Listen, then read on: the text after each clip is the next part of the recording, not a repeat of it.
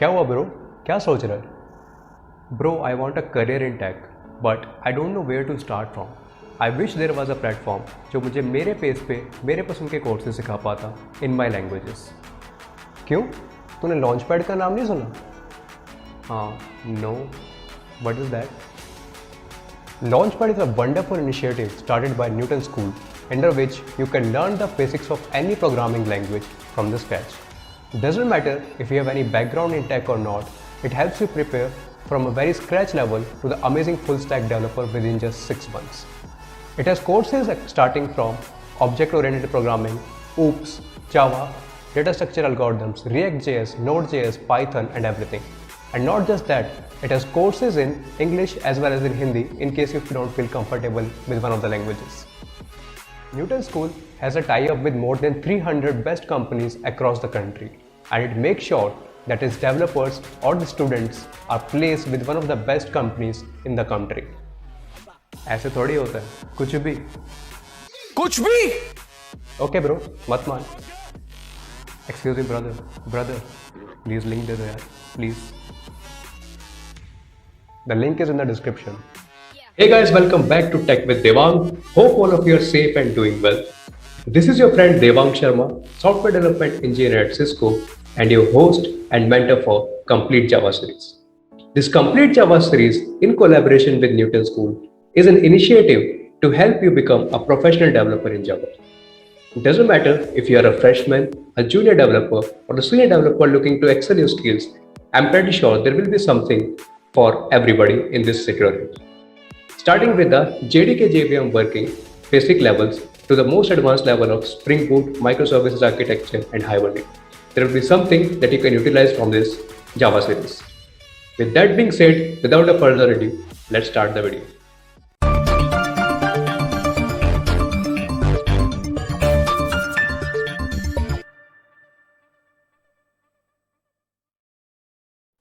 In today's video, we are going to cover a very important topic, hash maps.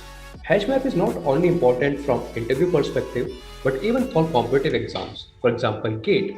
You can easily find 2 to 4 questions every year being asked from hash maps only. So, irrespective if you are preparing for interview or irrespective of preparing for your competitive exams for GATE or higher education, this topic is extremely important for the same.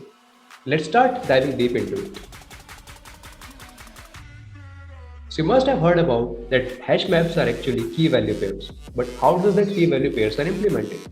What is the use case of it? What is the internal working of it? That is some of the questions that we are going to answer in today's video. Starting with the topic of hashing first. Hashing is nothing. Hashing is just a process of converting an object into an integer value. Now here is the question.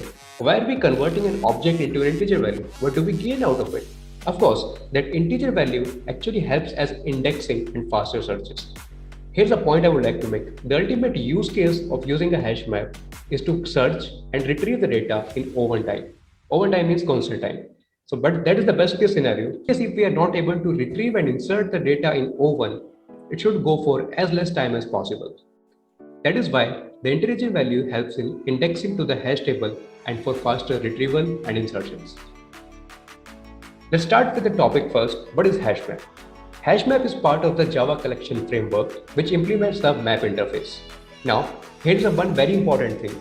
Hashing is an algorithm or a concept and hash map is a data structure. There are other data structures that are built on that concept of hashing. For example, hash set. In case of C++, we called maps and set. In case of Java, we called it hash map and hash set. As you can see, the hash map stores the data in the pair of key and value. Hash map contains an array of nodes. I repeat, an array of nodes, and the node is represented as a class. It uses array and linked list data structure internally for storing key and value. I would like to make one point here. In the recent upgradations of Java, if you see Java 8 and Java 9 internal working, they use red flag trees in case of linked list. Now let's to understand it, there are 4 fields in hash map. Let's understand these 4 fields. As you can see, first is the node, which is the key and value pair. Then the 4 fields are hash, which is the hash value of the object, key of the object, v is the value, and that a next pointer. Next pointer is similar to what you see in a linked list. Before we understand the internal working of HashMap, there are some terms that we need to be clear with. Equals, hash code, and buckets. Let's start with the first, equals first. Equals is a method which checks the equality of two objects. Now when I say objects, I'm talking about the key. If the key are same, if they are equal or not. It is a method of the object class. Apart from that, it can be overridden. So if you override the equals method, it becomes mandatory to override the hash code method as well. Which brings to our second part, hash code method. This is again the method of the object class. It returns the memory reference of the object in integer form. So this is what we call the hash function as well, which helps in getting the hash code value of an object in integer form. The value that you receive from the method, which we used as an index in the bucket, or we call it bucket number. The bucket number is the address of the element inside the map. Hash code value by default of null key is 0. Well, it makes sense as well. Last but not the least, buckets and hash table. Array of the nodes is called buckets. Each node has a data structure like a linked list, which contains multiple nodes out of it. We will understand why do we need multiple nodes for same references. More than one node can share the same bucket and it can be in different capacity. This is somehow our allocation looks like in a bucket. So you can see this is a bucket and we have 0, 1, 2, 3. These are my indices. So you can see for each node, the value is key for 21, value equal to 89, and we have a next pointer. And in case of the node which is at reference 1, I can see it is pointing to other node as well, and it's pointing to third node as well, with the value 67 and 55 respectively. This is how a linked list structure is created at the reference end in a bucket. In the case of our node which is reference 2, you see the key value is 34, but it does not have any other node in it. Similarly, in the third case you see key 71 does not have any other node in it. So this is the way the allocation is done in the bucket.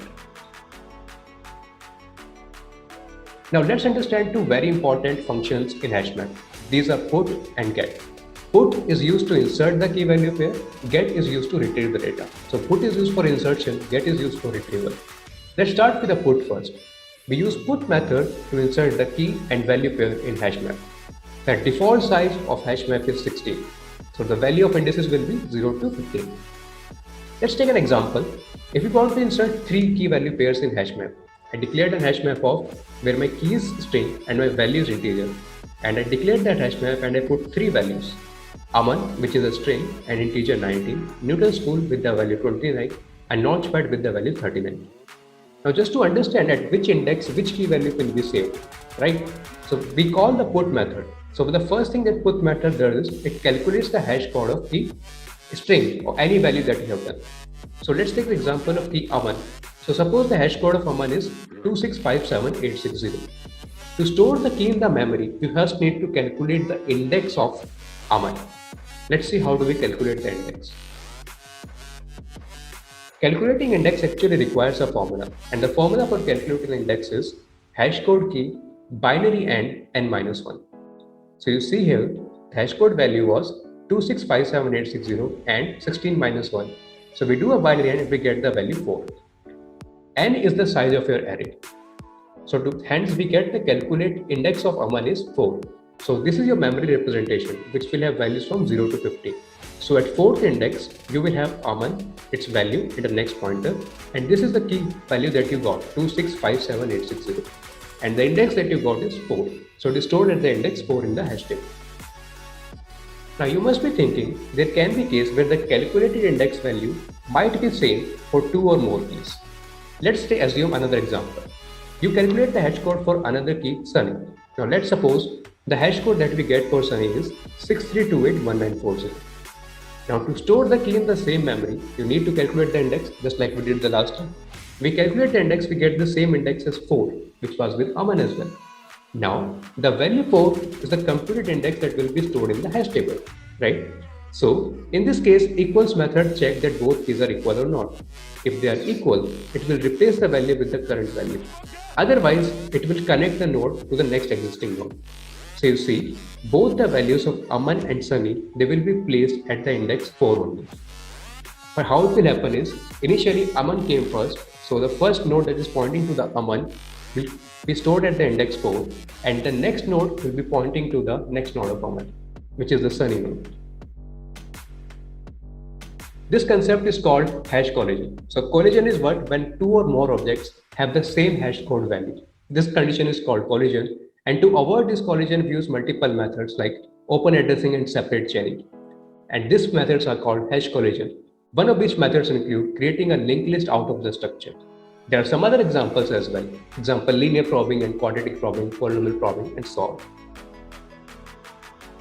Similarly, we want to store another data with, let's say, the string value as Ritesh.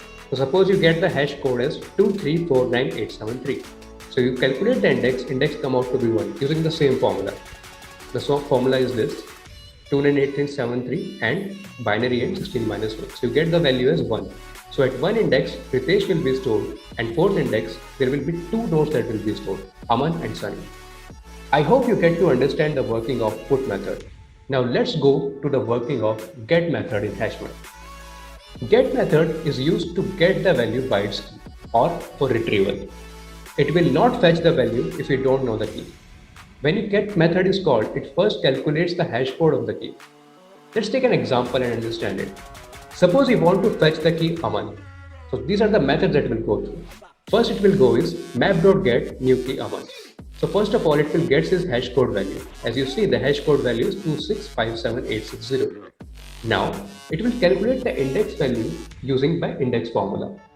We get the index as 4, as we got in the previous example as well, here. So it calculates the index value as 4. Now, you have calculated above get method, right? So that it will first go to the index value of 4 and it will check if the keys are equal, it will give you the value. In this scenario, you can see it is found as first element of the node and will return the value 90. But consider in case of Sunny, right? In case of a Sunny, the first value is not that. Sunny is the second value, right? So in that case, what will happen is, first it will traverse to Aman and then it will traverse to the second one. So it's like a linked list traversal it will perform during the retrieval or get function. So complexity, you can understand, complexity will be big O of n in the worst case. Until the traversal will complete until the next node becomes null in the linked list. In case no node is found, the map will return null. With that being said, hope you guys have understood the internal working of HashMap in Java. The use of both put and get function, the words like equals, hashcode, and bucket, and how they are implemented using formula. That's it for this video, guys. If you like this video, make sure that you like it, comment it, share it among your friends, and do subscribe to the channel. Don't forget to mention what is the next topic you want in the comment section. I will see you in the next video with some other interesting topics. Thank you.